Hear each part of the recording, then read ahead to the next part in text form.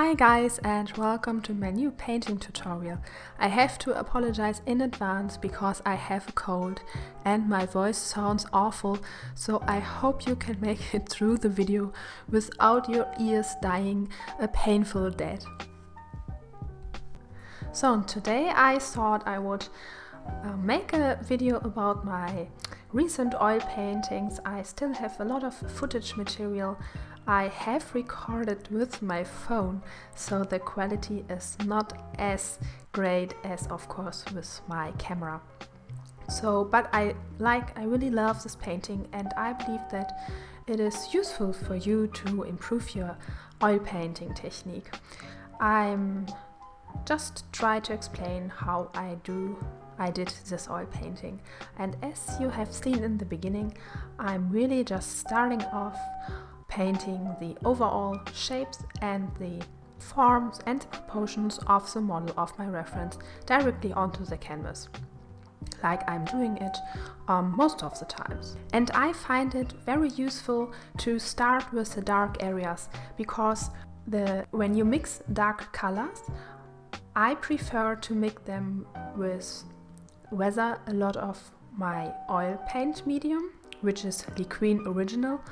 You can also use the one from Gamblin, or with a lot of my turpentine I use SANSODOR by Windsor Newton, which is almost odorless, but of course not perfectly odorless. And the advantage of this is, like you see in the video in the background, that when you have a very thin layer of a dark oil paint, you can easily go into it with your light oil paint, so with like the white skin tones, or also you can just push the paint around. You see in the background that I'm painting her hair, and I use a watercolor brush for that. Some of you already know that I'm using my brushes for both my watercolor and my oil painting pieces. I believe some artists think that you can only use watercolor brushes for watercolor paintings and oil paint brushes for oil paintings, but I don't see it like that. If my brushes work in both techniques, I use them for both mediums. The only thing is that when you paint in oil, that your brushes will not live as long as they would live when you only use them for watercolors. So just keep that in mind when you want to buy expensive brushes.